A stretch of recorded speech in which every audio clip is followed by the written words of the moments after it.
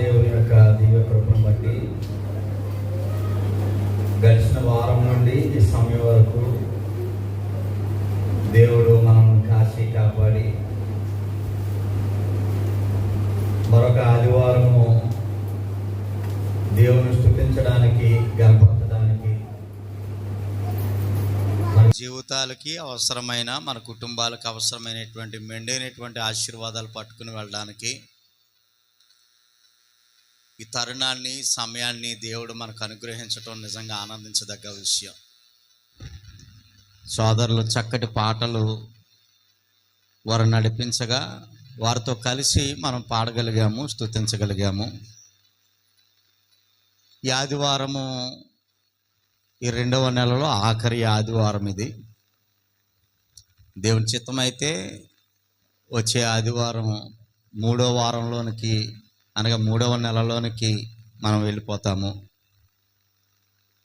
రోజులు చాలా వేగంగా గడుస్తున్నా రోజులతో పాటు మనం కూడా పరిగెడుతూ మన కుటుంబాల కొరకు దేవుడు మనకు అనుగ్రహించినటువంటి బాధ్యతలను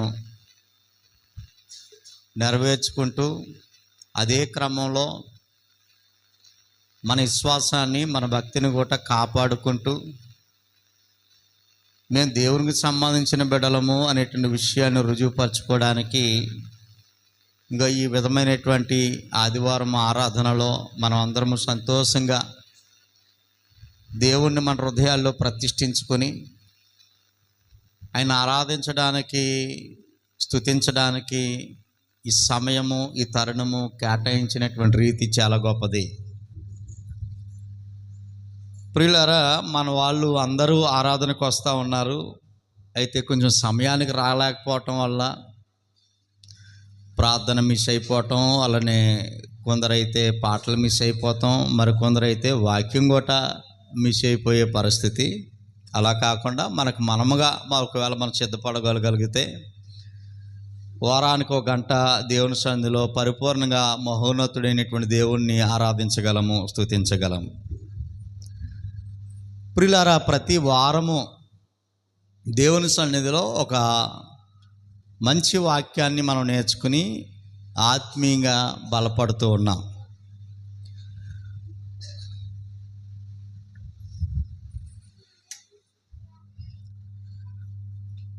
వాక్యము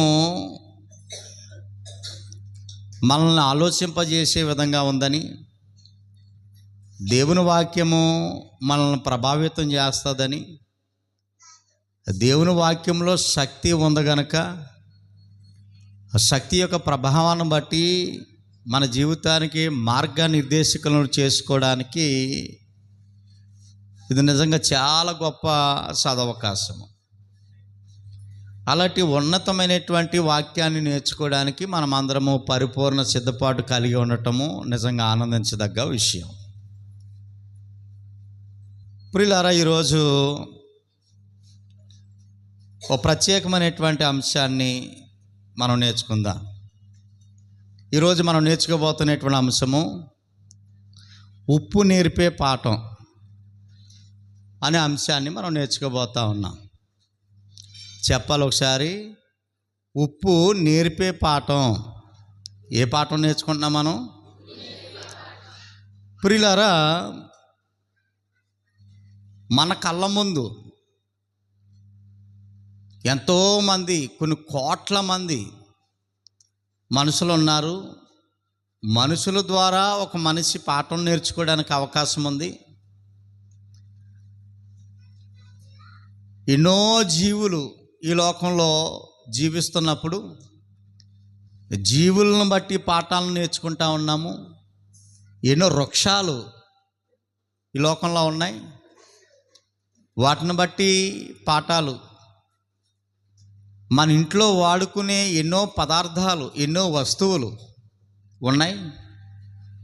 వాటి నుండి కూడా దేవుడు తన పిల్లలకి పాఠం నేర్పించాలనేటువంటి ఒక ఆలోచనతో వాటి ద్వారా ఒక మంచి సందేశాన్ని నేర్చుకుని నా పిల్లలు ఆధ్యాత్మికంగా బలపడాలనేటువంటి ఉద్దేశంతో వీటినన్నిటినీ వాటి పని కొరకు వారి నిర్ణయించబడిన జంతువులైతేనో, పక్షులైతేనో, వృక్షాలైతేనో, మనుషులైతేనో, పదార్థాలైతేనో వాటి ద్వారా కూడా తన పిల్లలకి పాఠం నేర్పాలనేటువంటి ఒక మంచి ఆలోచనతో ఈ అంశాలన్నీ మనం బైబిల్ గ్రంథంలో చదువుకుంటూ ఉన్నాం. నాకు తెలుసుండి ఉప్పు అంటే నాకు తెలదండి, ఉప్పు నేను ఎప్పుడూ చూడలేదు అన్న మనుషులు భూమి మీద బహుశా ఎవరో ఉండరేమో అని అనిపిస్తుంది. చిన్నవాళ్ళ దగ్గర నుండి పెద్దవారి వరకు ప్రతి వారికి ఉప్పు కోసం అవగాహన, ఉప్పుని ఎరిగిన బిడలుగా, ఉప్పు గూర్చినటువంటి చాలా సంగతులు ప్రతి మనిషికి అవగాహన ఖచ్చితంగా ఉండి తీరుతుంది. ఉప్పు గురించి వంటొండి వాడికే తెలుస్తుందండి, వండోడు కూడా తెలుస్తుందా? అంటే ప్రతి వానికి ఉప్పు కోసం అవగాహన ఉంది. ఆ చిన్నపాటి జ్ఞానం ఉప్పు గురించి ఖచ్చితంగా ఉంటుంది అనేటువంటి విషయం. ఒకసారి బైబిల్లోనికి మనం నెమ్మదిగా వెళ్ళి కొన్ని మాటలు జాగ్రత్తగా నేర్చుకునే ప్రయత్నం చేద్దాం. మనం ఉన్నది కాసేపే కాబట్టి మీ గ్రంథాలు తెరిచి దృష్టి దేవుని మీద, వాక్యం మీద పెట్టి పిల్లల మీద కానీ మరి ఎక్కడా పెట్టకుండా కాసేపు దేవుని వాక్యంలో మనం ఉండి ఈ యొక్క అద్భుతమైన పాఠాన్ని మనం నేర్చుకుందాం. మార్కు సువార్త 9వ అధ్యాయము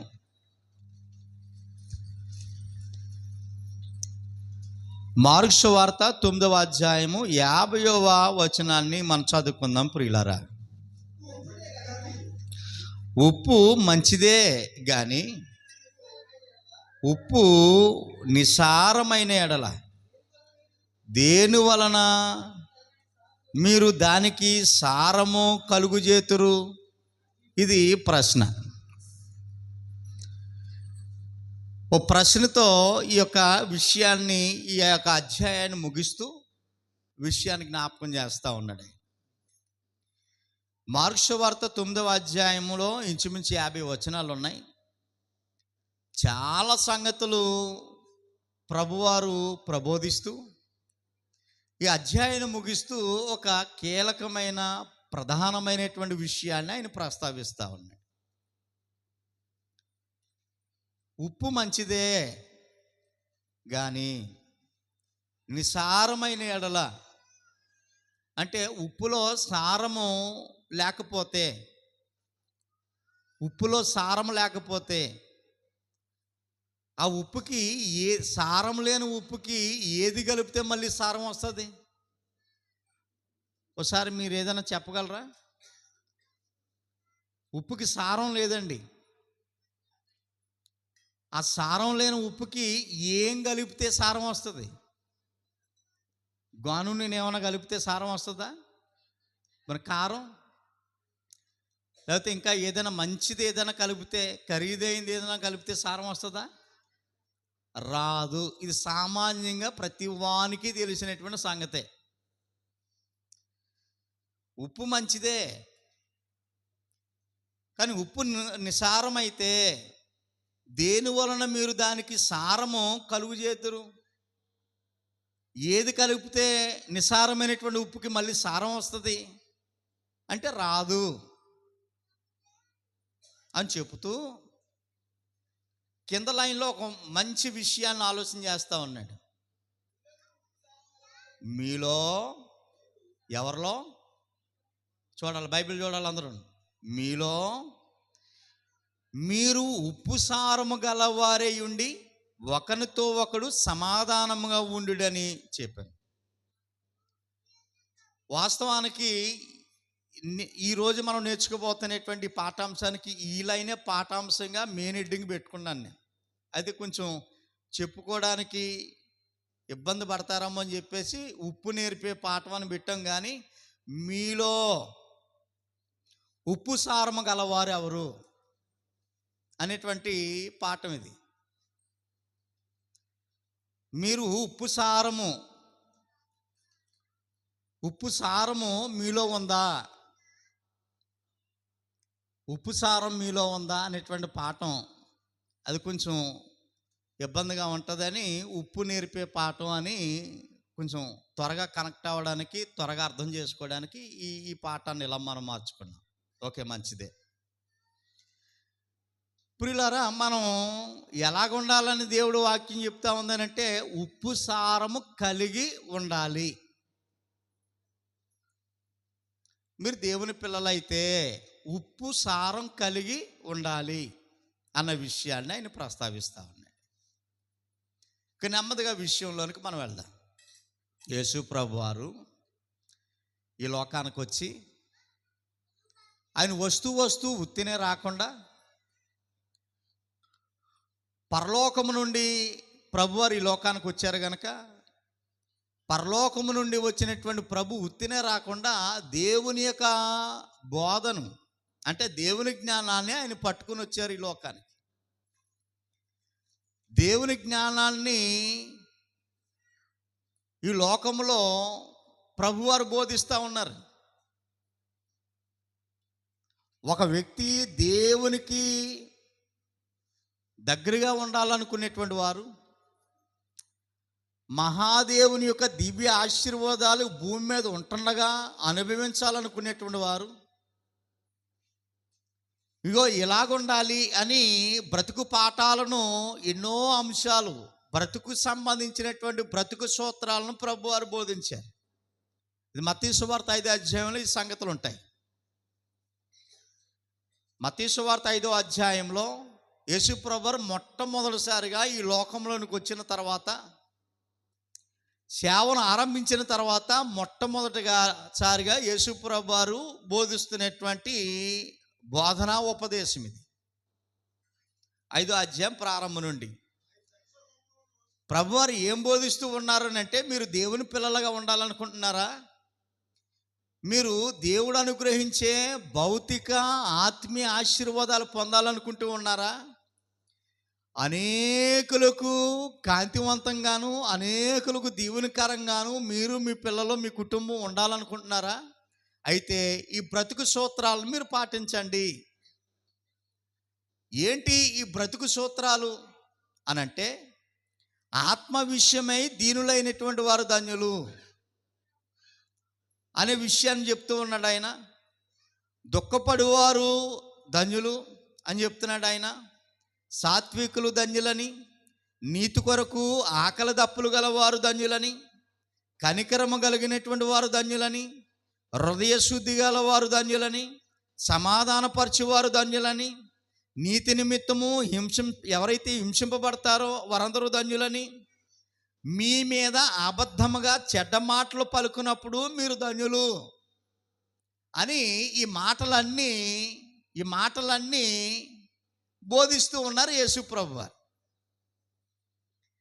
ఎవరు బోధిస్తూ ఉన్నారు ఈ సంగతులు? ఇలా నా వైపు చూడాలి. ఎవరు బోధిస్తున్నారు ఈ సంగతులు? యేసు ప్రభువారు. ఎవరికి అంటే దేవుని పిల్లలుగా బ్రతుకుతూ ఆధ్యాత్మికమైనటువంటి గొప్ప ఆశీర్వాదాలు పొందుకోవాలని నిర్ణయించుకుంటారు చూశారు, అలాంటి వారికి ఈ విషయాలు బోధిస్తూ ఉన్నారు. మీరు నా పిల్లలైతే ఇగో ఆత్మీయ విషయమే దీనత్వం కలిగి ఉండాలి. ఒకవేళ మీరు దుఃఖపడినంత మాత్రాన చాలా నష్టం వచ్చేసింది, బ్రతికిదేటి అనుకోక్కర్లేదు, అది ఒక రకముగా దీవెనే అని విషయాలన్నీ చెప్పుకుంటూ వస్తూ ఉన్నాయి. ఈ పైన చెప్పుతున్నటువంటి విషయాలన్నీ ఎవరైతే పాటిస్తారో, ఈ ధన్యతల్లో యేసు ప్రభువారు బోధిస్తున్నటువంటి ఈ బోధనా అంశాలు ఎవరైతే వారి జీవితంలో అనుసరిస్తారో వారు ఏమై ఉన్నారో తెలుసా? వారు ఏమై ఉన్నారు అనంటే 13వ వచనంలో మీరు లోకమునకు ఉప్పై ఉన్నారు అన్న విషయం చెప్తున్నాడు చూడండి. ఏమై ఉన్నారట? ఎవరు? మనమా? మనం కాదా? పైన ఒక లిస్టు చెప్పాడు. ఆ లిస్టులో ఎవరైతే పాటిస్తారో వారు మాత్రమే ధన్యత లిస్టులోనికి వెళ్తారు. అంటే అదృష్టవంతులుగా ఆశీర్వదించబడినటువంటి లిస్టులోనికి వెళ్తారు. ఈ చెప్పబడినటువంటి అంశాలన్నీ వారి జీవితంలో అలవాటు చేసుకుని పాటిస్తే వీరందరూ ధన్యత లిస్టులోనికి వెళ్తారంటే ఆశీర్వదించబడే గుంపులోనికి వారు వెళ్తారు. వారు ఈ లోకానికి ఎలాగుంటారో తెలుసా? ఈ అంశాలన్నీ అనుసరిస్తున్నటువంటి బిడ్డలు ఈ లోకానికి ఎలాగుంటారో తెలుసా? ఉప్పై ఉంటారు అని చెప్తున్నాడు. ఉప్పై ఉంటారు. ఏమండి, ఈ లోకంలో ఎన్నో విలువైనవి ఉన్నావు కదా, ఎన్నో విలువైనవి ఉన్నాయి. ప్రభువారు ఈ అంశాలన్నీ బోధిస్తూ మీరు ఈ లోకానికి బంగారమై ఉంటారు, వజ్రమై ఉంటారు, లేకపోతే పలానా అని విలువైన దానితో పోల్చకుండా ఉప్పై ఉంటారు అన్నారట ఆయన. సత్యానంద గారు ఒకసారి ఆలోచించాలి, మీ జ్ఞానం చెప్పండి ఒకసారి. మీరు ఉప్పై ఉంటారు అంటే ప్రియులారా, ఉప్పు విలువైందా? విలువైందే. ఎక్కడ విలువైందండి? మీరు గమనించుండ్రు. ఉప్పు విలువైందండి. ఎంత విలువైందండి? మీకు అర్థం కావట్లేదు. ఉప్పు విలువైందని అనుకుంటున్నారు. బహుశా కుంచుడు వేయించుంటారు. ఏమండి, మన కిరాణా షాపులకు వెళ్తామండి. కిరాణా షాపుల్లో, మనకున్నటువంటి షాపుల్లో కందిపప్పుకు తాళం వేస్తాడు, మినపప్పుకు తాళం వేస్తాడు, జీలకర్రకి తాళం వేస్తాడు, గసగసాలకు తాళం వేస్తాడు. షాపులో ఉన్నటువంటి అన్నిటికి చాలా జాగ్రత్తగా బాక్సుల్లోనూ పెట్టెల్లోనూ ఎక్కడో పెడతాడు. ఉప్పుకు తాళం వేసిన సందర్భాలు ఎక్కడన్నా ఉన్నాయా? ఏమో, నాకు పెద్దగా షాపు బయట వదిలేసి పోయిన సందర్భాలు ఉన్నాయండి. ఉప్పు బస్తాలు మనం ఎక్కడెక్కడో కానీ చూసాను నేను. రోడ్డు పక్కనే బస్తాలు వేసి బరకం కప్పేసి పోయాడు అంతే. తాళం వేయలేదండి. ఎక్కడండి? కొండివారాన్ని తాళం వేయలేదండి. గసగసలకు తాళం వేసాడండి, ఉప్పుకి తాళం వేయలేదండి. మీరమ్మో చాలా విలువైందంటారు. ఇప్పుడు చెప్పాలి, తాళం వేసే వస్తువు విలువైందా, తాళం వేయకుండా అలా వదిలేసింది విలువైందా? చెప్పండి ఏమండి? తాళం లోపల ఎక్కడో దాచి తాళం వేయబడినటువంటి వస్తువు పదార్థం విలువైందా, బయట ఎక్కడో అలా ఫ్రీగా వదిలేసింది విలువైందా? తాళం వేసిందే కదా. జనరల్గా మనం ఆలోచన చేస్తే తాళం వేసాడు అని అంటే అది విలువైందనే భావన మనకి ఆల్రెడీ వస్తూ ఉంది. ఉప్పు ఎవడో పట్టుకెళ్ళడండి. పట్టుకుపోతే ఉప్పు దొంగతనం చేస్తే దరిద్రం అనేటువంటి ఒక విధానం. అందుకే ఉప్పుని ఎవడు దొంగతనం చేయడు. అవసరమైతే బేరవాడన్నా తక్కువ రేటుకన్నా కొనుక్కుంటాడమ్మో కానీ ఉప్పు సర్వసాధారణంగా పట్టుకుపోయాడు అని అంటే, దొంగతనం చేశాడు అంటే ఇంకా జీవితం ఎలాగుంటుందని కొన్ని విషయాలు పెద్దలు అలా పెట్టేశారండి. అందువల్ల అది మైండ్లో ఉండటం వల్ల ఉప్పుకి తాళం వేయడు. ఉప్పు సర్వసాధారణంగా ఎవడు దొంగతనం చేయడు. ఆ గొడవ అలా పక్కన పెడితే మీరు అన్నట్లుగానే ఉప్పు చాలా విలువైందండి. ఉప్పు చాలా విలువైందండి. ఎంత విలువైందో ఆలోచిస్తే మనకే ఆశ్చర్యం అనిపిస్తుంది. ఉప్పు లేకుండా ఏ రోజు గడదు, మనకి గలుస్తుందా? కాబట్టి ఉప్పు పరిశుద్ధ గ్రంథంలో ఎంతటి ప్రధానమైనటువంటి స్థానాన్ని ఇచ్చాడో చదువుకుంటే మనకు ఆశ్చర్యం అనిపిస్తుంది. ప్రియులారా, ఎంత విలువైందో మనం అర్థం చేసుకునే ప్రయత్నం చేద్దాం.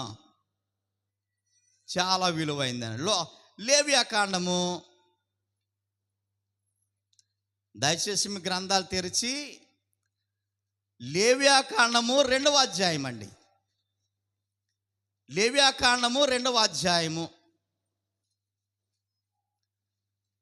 2వ అధ్యాయంలో ప్రియులారా, పరిశుద్ధ గ్రంథంలో ఇశ్రాయేలు ప్రజలు ఉన్నారు దేవునికి.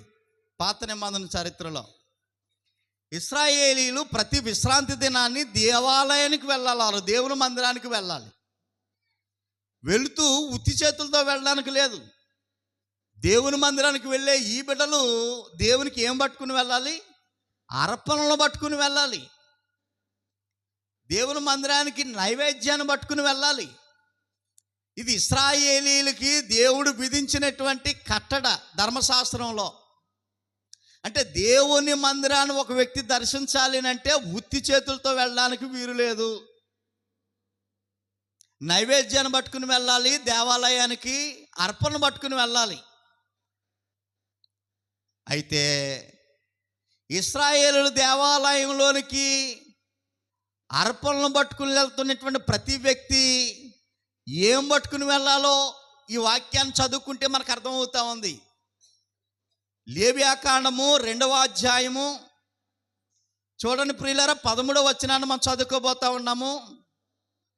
నీవు అర్పించు ప్రతి నైవేద్యమునకు ఉప్పు చేర్చవలను. మీకేమైనా అర్థమవుతుందా తల్లి? మీరు దేవుని మందిరానికి నైవేద్యాన్ని పట్టుకుని వెళ్తున్నారు. ఆ నైవేద్యములో ఖచ్చితంగా ఏమి చేర్చాలట? ఉప్పును చేర్చాలి. అంత మాత్రమే కాదు, నైవేద్యముతో మాత్రం, అంటే ఆ నైవేద్యము ఇంట్లో దేవుని కొరకు భక్తుల కొరకు ప్రిపేర్ చేసేదన్నమాట అండి నైవేద్యం. అంత మాత్రమే కాదు, నీ దేవుని నిబంధన యొక్క ఉప్పు నీ నైవేద్యం మీద ఉండాలి. నీ అర్పణలు అన్నిటితోనూ, చూడండి, నువ్వు అర్పించే అర్పణలు అన్నిటితోనూ, కొన్నిటి కాదండి, దేవుని మందిరంలో నువ్వు అర్పించే ప్రతి అర్పణతోనూ ఖచ్చితంగా ఏం అర్పించాలట? దేవునికి ఉప్పు అర్పించాలి అని అన్నాడు. అంటే దేవుని మందిరానికి అర్పించవలసినటువంటి అర్పణలో ప్రధానంగా ఏం కనపడతా ఉంది ఇక్కడ? ఉప్పు. అంటే ఉప్పు విలువైందా? చాలా విలువైంది. దేవునికి అర్పించే అర్పణలో ఉప్పు చేర్చాడు అని అంటే అది ఎంత విలువైందో మనకు అర్థమైపోతా ఉందండి. ఎంత విలువైందో అనే సంగతి నిజంగా చాలా గొప్ప సంగతి అండి. మంచి పాఠాన్ని మనం నేర్చుకోబోతా ఉన్నాం. పాఠం పేరేంటి? ఏ పాఠం? ఉప్పు నేర్పే పాఠం. ఏమండి, మీరు యేసుప్రభు అన్నారు, ఇగో ఈ పైన చెప్పబడినటువంటి సంగతులన్నీ మీరు పాటించగలిగితే లోకానికి ఏమై ఉన్నారు? ఉప్పై ఉన్నారు. ఎందుకు దేవుని పిల్లలను ఉప్పుతో పోల్చాడనంటే, ఉప్పు చరిత్రలో దేవుని సన్నిధిలో చాలా కీలక పాత్రను పోషిస్తుంది. ఉప్పు చాలా విలువైంది. లోకం దృష్టిలో ఒకవేళ పెద్ద ఖరీదు కాకపోవచ్చేమో, తాళం వేయబడకుండా రోడ్డు మీదో ఎక్కడో అరుగు మీద ఒకవేళ పెట్టేస్తే పెట్టవచ్చేమో, చీప్గా కనబడొచ్చేమో, కానీ దాని యొక్క విలువ, దాని యొక్క పనితీరు, దాని యొక్క పాత్ర అసలు ఈ లోకంలో ఏ వస్తువు చేయలేనటువంటి పాత్రను పోషిస్తూ ఉంది ఉప్పు అనేటువంటి సంగతి మనం చూస్తూ ఉన్నాం. అనే సంగతిని మనం ఆలోచన చేస్తూ ఉన్నాం. ప్రియ దేవుని బిడ్డలారా, ఇంకా మనం జాగ్రత్తగా ఆలోచన చేద్దాం. ఉప్పు ఎక్కడి నుండి వస్తుందండి? ఏమంటే సముద్రం నీటి నుండి ఉప్పు వేరవుతుందండి, అంతే కదా? సముద్రం నీటిలో ఉప్పు ఉంటుంది, ఆ సముద్రం నీటి నుండి ఉప్పు ఏమవుతుంది? వేరవుతుంది. అంటే అల్టిమేట్గా దేవుని పిల్లలైనటువంటి మనకి ఉప్పు ఏం చెప్తుందని అంటే, సముద్రము లోకానికి సూచనగా ఉంది, ఈ మహాసముద్రము దేనికి సూచనగా ఉంది? లోకానికి సూచనగా ఉంది.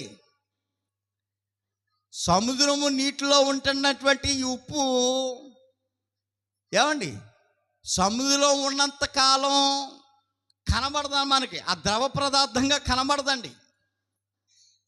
సముద్రము నీటి నుండి ఎప్పుడైతే వేరయిందో ఆ ఉప్పు మనకి కనబడుతుంది. అంటే లోకానికి సూచనగా ఉంది సముద్రము, ఉప్పు దేవుని పిల్లలకు సూచనగా ఉంది. అంటే మనము దేని నుండి వేరై ఉండాలి అని చెప్తున్నాడు ఇక్కడ. దేని నుండి వేరై దేవుని పిల్లలుగా బ్రతకాలి? లోకానికి వేరై. ఏమైనా అర్థమవుతుందా మీకు? దేనికి వేరై? ఉప్పు దేని నుండి వేరయింది? సముద్రము నీటి నుండి వేరయింది. సముద్రం నుండి వేరై తన విలువను చాటుకుంటా ఉంది. అలాగనే మనం కూడా లోకము నుండి వేరై మన ప్రాధాన్యతను, మన ఉనికిని చాటవలసినటువంటి అవసరం ఉంది. చూడండి, యోహాను సువార్త 15వ అధ్యాయంలో, ప్రియ దేవుని బిడ్డలారా, యోహాను సువార్త 15వ అధ్యాయానికి మనం ఒకసారి వద్దామా? 15వ అధ్యాయంలో 19వ వచనాన్ని మనం చదువుకోబోతా ఉన్నాం. మీరు లోక సంబంధులైన ఎడల లోకము తన వారిని స్నేహిస్తుంది అని చెప్తున్నాడు. మీరు లోక సంబంధులైతే లోకం మిమ్మల్ని ప్రేమిస్తుంది, మిమ్మల్ని గౌరవిస్తుంది, మీకు అన్ని విధాలుగా సహకరిస్తుంది. ఎవరైతే మనము లోక సంబంధులమైతే లోకం మనతో స్నేహిస్తుందంట, అంటే సంబంధాలు కలుపుకుంటుందట. కానీ మీరు లోక సంబంధులా అని చెప్తున్నాడా? చూడండి, అయితే మీరు లోక సంబంధులు కారు. మీరు లోక సంబంధులు కారు, సర్వోన్నతుడైన దేవుని పిల్లలు. లోకం నుండి మీరు ఏమయ్యారు? వేరై ఉన్నారు. లోకం నుండి మీరు ఏమై ఉన్నారు? వేరై ఉన్నారు. నేను మిమ్మును లోకములో నుండి ఏర్పరచుకుంటుని. లోకములో నుండి నేను మిమ్మల్ని ప్రత్యేకపరిచి మిమ్మల్ని ఏర్పాటు చేసుకున్నాను. లోక సంబంధులైతే లోకం మిమ్మల్ని ప్రేమిస్తుంది, బాయ్ బాయ్ అంటది, ఇంకా చాలా అన్ని విషయాల్లోనూ మీకు దోస్తుగా ఉంటుంది లోకం. లోకము నుండి వేరైతే, అసలు లోకము నుండి వేరుగా ఉండి దేవుని ఉన్నతమైనటువంటి స్థితిని మన ద్వారా లోకానికి చెప్పాలనేటువంటి ఒక ఆలోచన, దేవుడు ఆలోచన అది. లోకానికి చెప్పాలి మన ద్వారా, మన ఆశీర్వాదాలు లోకానికి చూపించాలి. దేవుని నమ్ముకుంటే, దేవుని మీద ఆధారపడగలిగితే, లోకానికి వేరే దేవుని పిల్లలుగా బ్రతికితే ఆయన ఆశీర్వాదాలు ఇంత గొప్పగా ఉంటాయని మన ద్వారా ఎవరికి చెప్పాలి?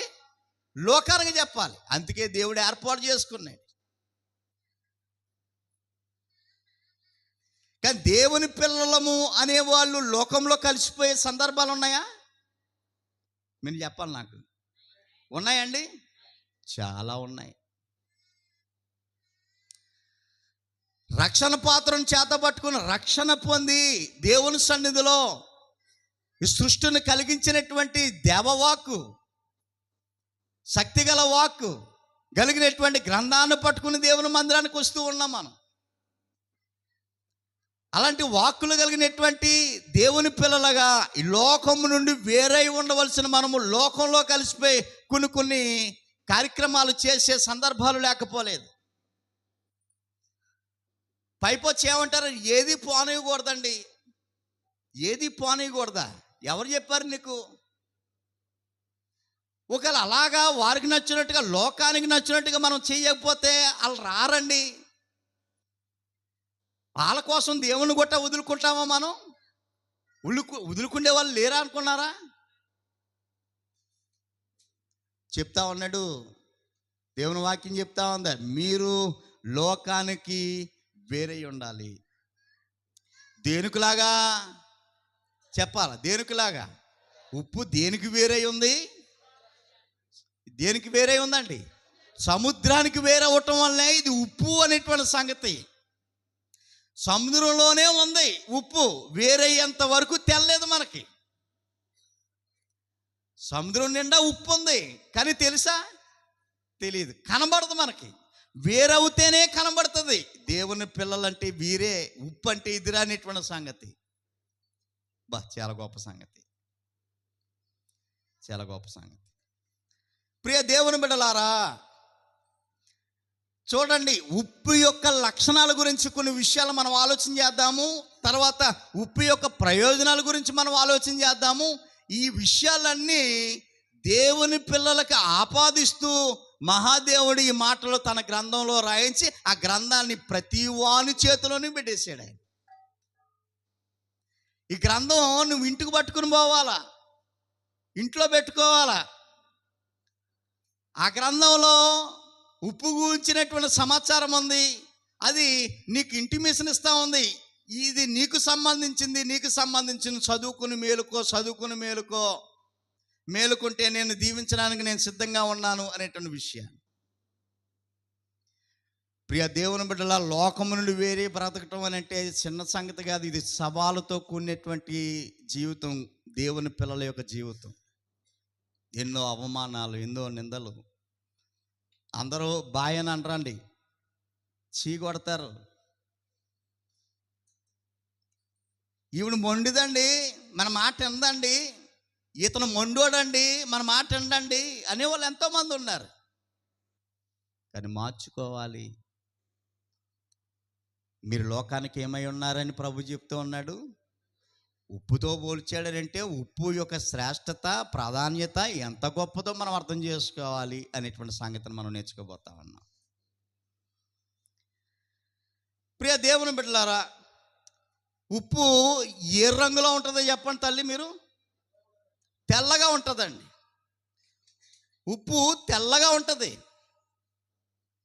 తెలుపు పరిశుద్ధతకు సూచన మనకు తెలుసు. బైబిల్ గ్రంథంలో చాలా సందర్భాలు ఈ వాక్యాలు మనం చదువుకున్నాం. తెలుపు పరిశుద్ధాత్మకి లేక పరిశుద్ధతకు సూచనగా మనకు కనబడతా ఉంది. కీలకమైనటువంటి భక్తుడు బైబిల్ గ్రంథంలో ఒక ఆయన ఉన్నాడు మనకి.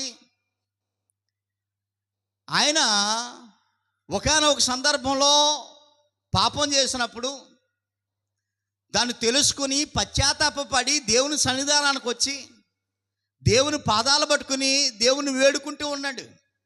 ఏమనో తెలుసా? 51వ కీర్తనకు ఒకసారి వద్దామా? 51వ కీర్తన. ఆ భక్తుడు దేవునితో మాట్లాడుతూ ఉన్నాడు, దేవుని బ్రతిమలాడుకుంటూ ఉన్నాడు. నా దేవా అని ప్రస్తావిస్తూ,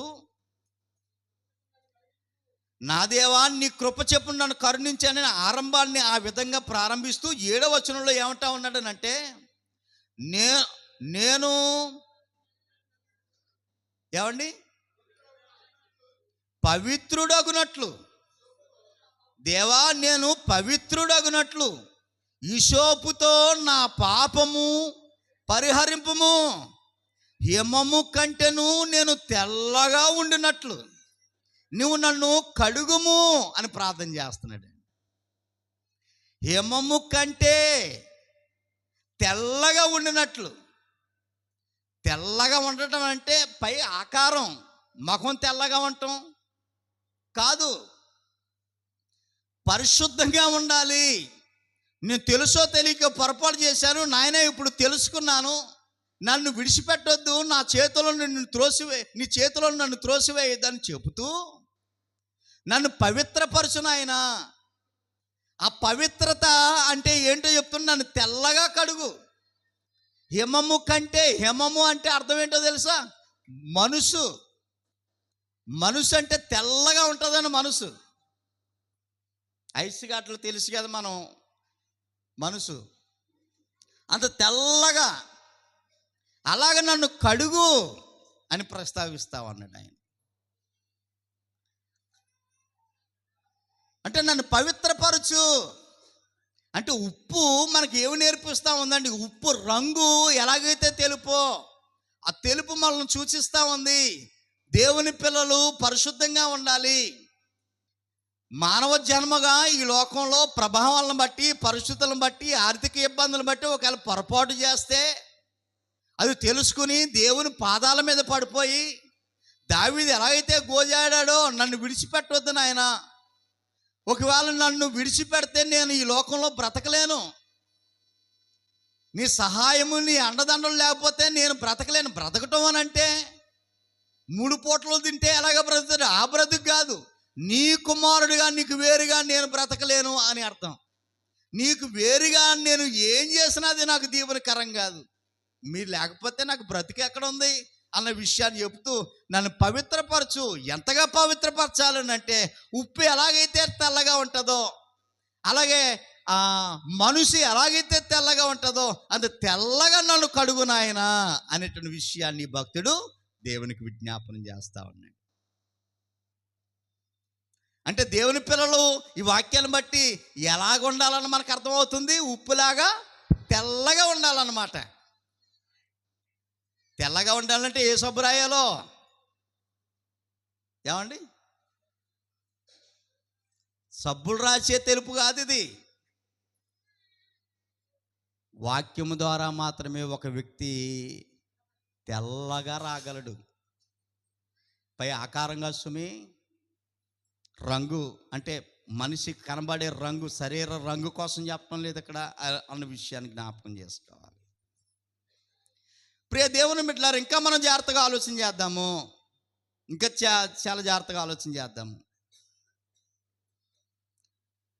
చూడండి,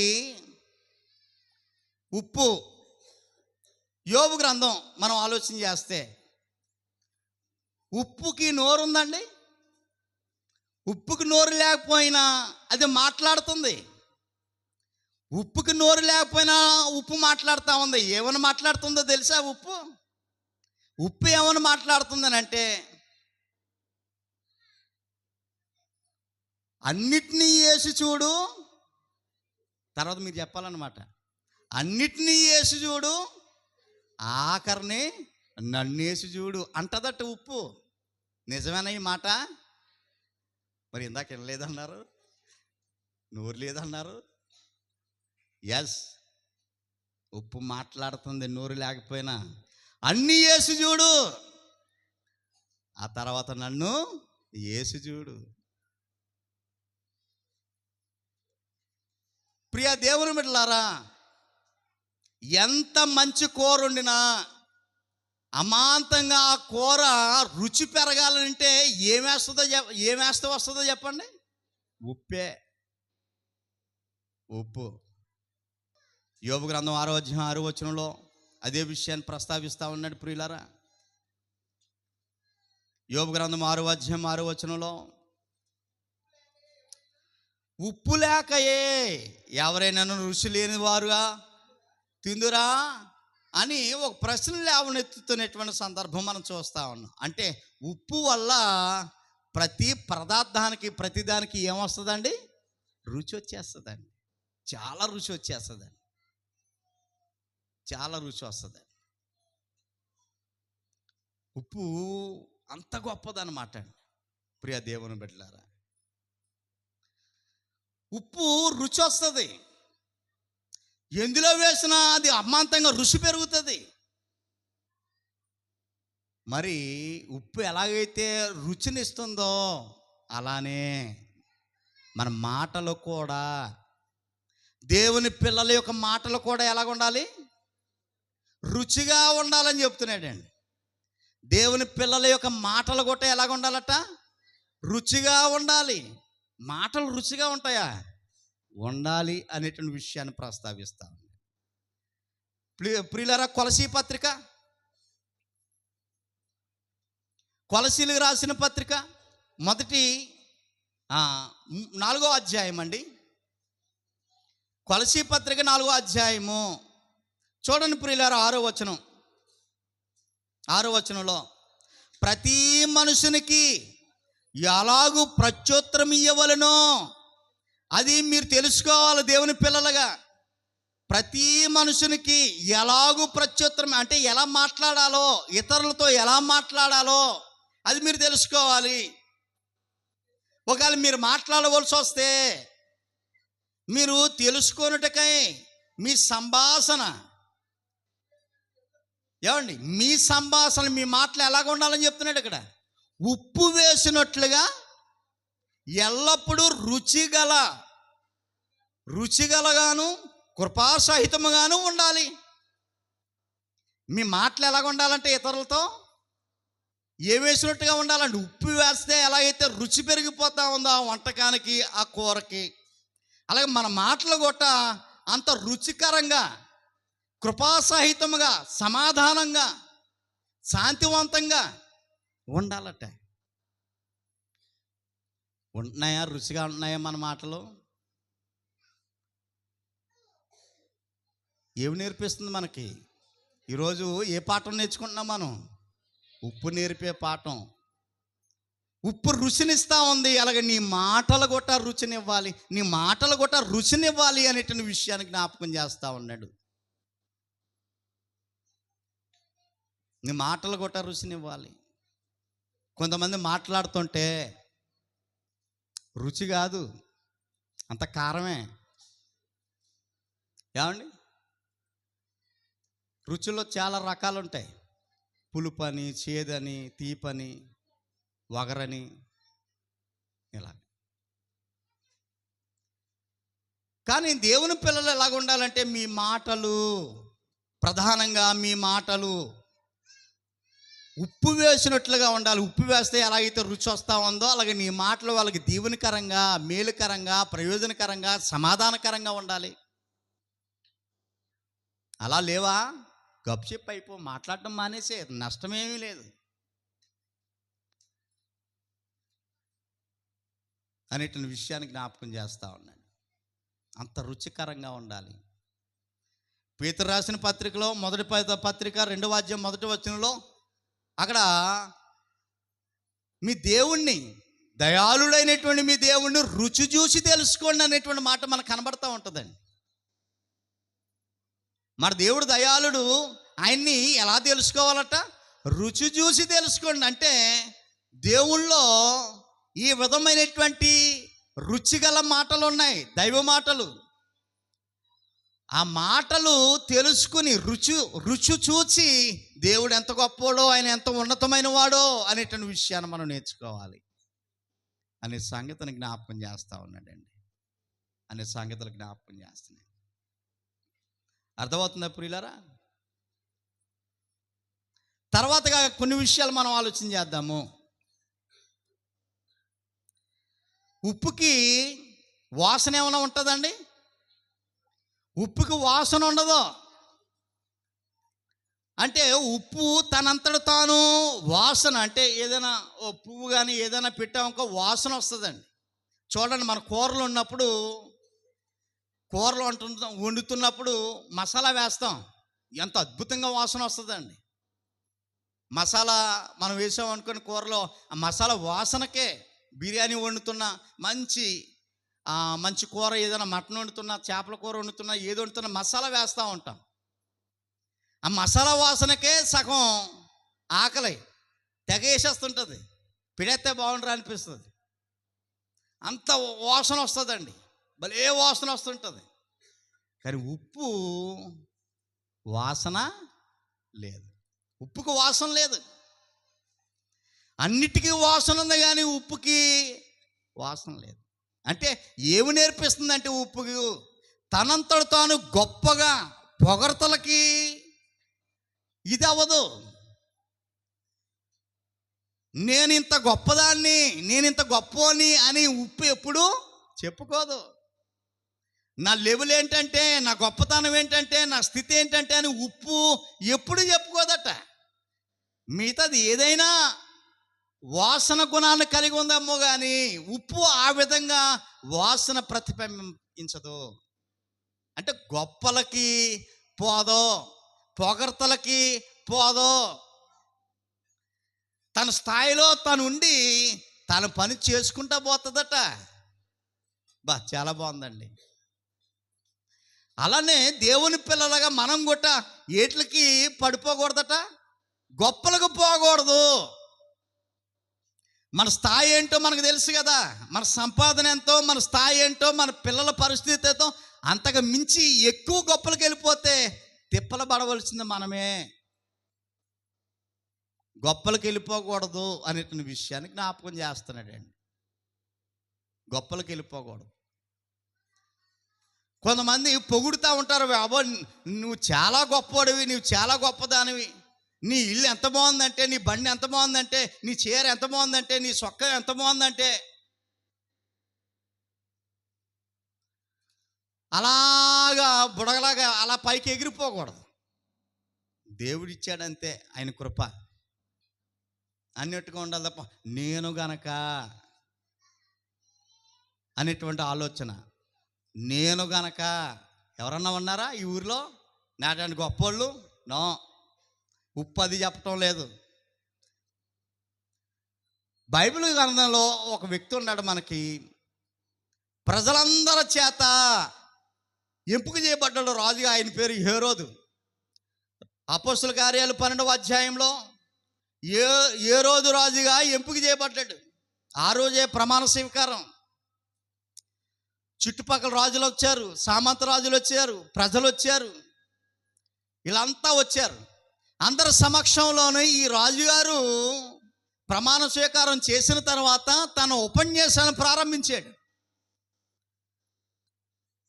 స్టేజ్ మీద నిలబడి ఈ రాజుగారు మాట్లాడుతూ ఉన్నారు. మాట్లాడుతూ ఉంటుంటే ప్రజలు ఆ మాటలు విని 12వ అధ్యాయం 21వ వచనం, నియమింపబడిన దినమందు ఏ రోజు రాజవస్త్రములు ధరించుకుని న్యాయపీఠం మీద కూర్చుండి వారు ఎదుట ఉపన్యాసము చేయగా జనులు ప్రజలందరూ ఏమని చెప్పారట రాజుగారితో? ఇది దైవస్వరమే కానీ మానవ స్వరము కాదు అని కేకలు వేశారట గ్రౌండ్లో ఉండి. మహారాజా, మీరు మాట్లాడుతున్నటువంటి ప్రతి మాట దైవస్వరమే కానీ మనుషులు దేవుడు మాట్లాడినట్టుంది, మీరు మాట్లాడుతుంటే దేవుడు మాట్లాడినట్టుంది అని చెప్పారట. తప్పట్లు కొట్టేసి కేకలు వేస్తున్నారట ప్రజలు. అంటే ఇప్పుడు ఈ రాజుగారిని ఏ స్థానంలో పెట్టారు ప్రజలు? దేవుని స్థానంలో పెట్టారు.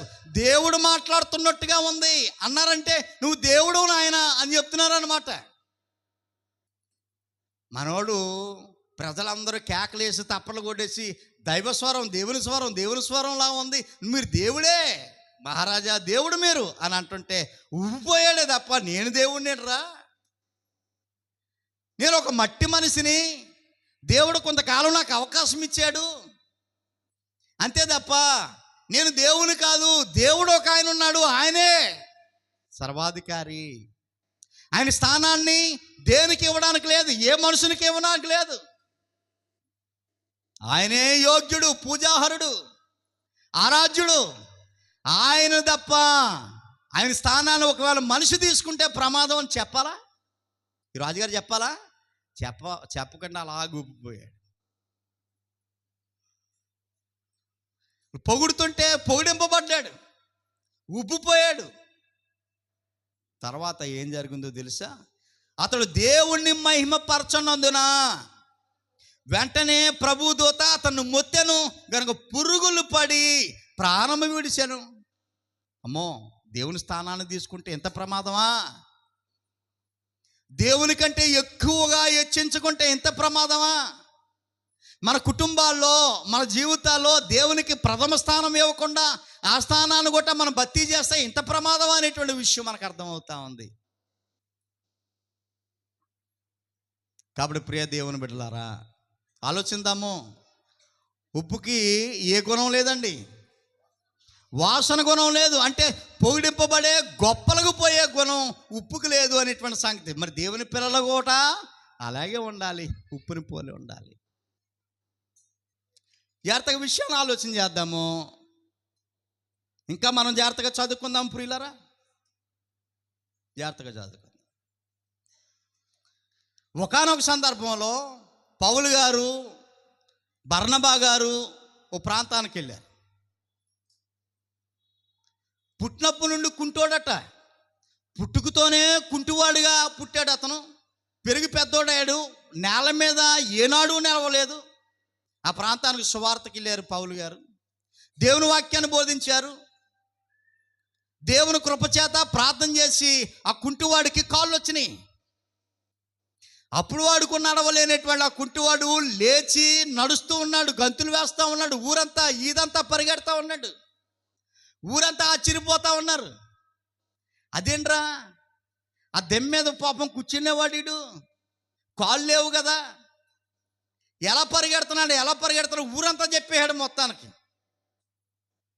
అదిగో మన ఊరికి ఎవరో ఇతర వ్యక్తులు వచ్చారు, వాళ్ళు ప్రార్థన చేశారు, నా కాళ్ళు వచ్చాయి అని ఆ కుంటోడు బాగుపడ్డ తర్వాత ఊరంతా చెప్తే ఊరిలో పెద్దలందరూ ఊరంతా కలిసి వాళ్ళు ఏమని సృష్టించారనంటే, మన దేవుళ్ళు మన దేవతలు ఈ మనుషు రూపంలో వచ్చి కుంటోడు కాళ్ళు ఇచ్చారు అని వారి దేవునికి సంబంధించినటువంటి గుడి ఉంటే ఆ గుళ్ళోకి వెళ్ళి ఎడ్లు బండి తెచ్చి, కొత్త ఎడ్లు తెచ్చి, పూదండలు తెచ్చి, డప్పులు డోలకులు తెచ్చి, పౌలు గారిని బండెక్కించి పూదండలేసి ఊరంతా ఊరేగిస్తూ ఉన్నారు. పౌలు గారిని బండెక్కించి ఊరంతా ఊరేగిస్తూ ఉన్నారు, డప్పులు కొట్టుకుంటాను. పౌలు గారు ఏమన్నారు తెలుసా? అయ్యలారా, మీరు ఎందుకు ఇలాగూ చేయించున్నారు? నేను కూడా మీలాంటి ఒక మనుషున్నే ఒకవేళ స్తుతించవలసి వస్తే, ఘనపరచవలసి వస్తే, మహిమపరచవలసి వస్తే నిన్ను నన్ను పుట్టించిన దేవదేవుని తప్ప మనం ఎవ్వరము పూజాహారులం కావు. నేను ఒక మట్టి మనిషిని, నన్ను పొగడ్డానికి వీరు లేదు, నన్ను హెచ్చించడానికి వీరు లేదు అని తనంతట తాను చెప్పి తన వస్త్రాలు చెప్పుకొని వెంటనే బండి దిగి పూదాంట్లో గిరగొట్టు పెట్టి, అంటే దేవుని స్థానాన్ని ప్రజలు పౌలు గారికి ఇవ్వాలనుకున్నారు. వద్దు బాబోయ్, నేను ఆయన దాసుని తప్ప అంత గొప్పలు కాదు అనేటువంటి విషయాన్ని జ్ఞాపకం చేశాను. కానీ హేరోదు అలాగనుకున్నాడా? అలాగనుకోలేదు. దైవస్వరమే కాదు, మనుషుల స్వరం కాదు, మీరు దేవుడు అంటే గొప్పగా అనుకున్నాడు. ప్రమాదం తెచ్చుకు పెట్టుకున్నాడు. కాబట్టి ప్రియా దేవుని బిడ్డలారా, విషయాన్ని ఆలోచించేద్దాము. ఉప్పుకి ఏ గుణం లేదు, వాసన గుణం లేదు. అంటే తను తాను తగ్గించుకుని దాని పని తాను చేసుకుంటా పోతా ఉంది అనేటువంటి విషయం మనకు అర్థమవుతా ఉంది. ఇంకా మనం జాగ్రత్తగా ఆలోచన చేయబోతా ఉన్నాము. ఉప్పుకి ఇంకా ఏ గుణం ఉంది అనేటువంటి విషయాన్ని ఆలోచించ. ఉప్పుకి కరిగిపోయే గుణం ఉందండి. తెలుసు కదా మీకు, ఉప్పు కరుగుతుందండి, కరిగిపోతుంది. ఉప్పు కరిగిపోతుంది. మన దేవుని సన్నిధానానికి వస్తున్నప్పుడు దేవుని మాటల చేత మన హృదయాలు కరగాలి. దేవుని మాటల చేత మన హృదయాలు, మన మనసులు కరగాలి. చూడండి, ఓ భక్తురాలు ఎంత అద్భుతమైన మాటలు మాట్లాడుతూ ఉందో. ఏజియేలు గ్రంథము, యెహోషువ గ్రంథము 2వ అధ్యాయం అండి. యెహోషువ గ్రంథము 2వ అధ్యాయంలో చూడండి ప్రియులారా, 11వ వచనము. మేము వినినప్పుడు, ఈ భక్తురాలు ఎవరి కోసం విన్నది? దేవుడి కోసం విన్నది. ఇశ్రాయేలు దేవుడు చాలా గొప్పడట, సర్వశక్తిమంతుడట, ఎన్నో మహత్కార్యాలు చేస్తూ ఉన్నాడు. ఆ దేవుని మీద ఆధారపడినటువంటి బిడ్డలను దీవిస్తూ ఉన్నాడు. వారి బిడ్డలకి మంచి భవిష్యత్తునిస్తూ ఉన్నాడు, సంరక్షిస్తూ ఉన్నాడు.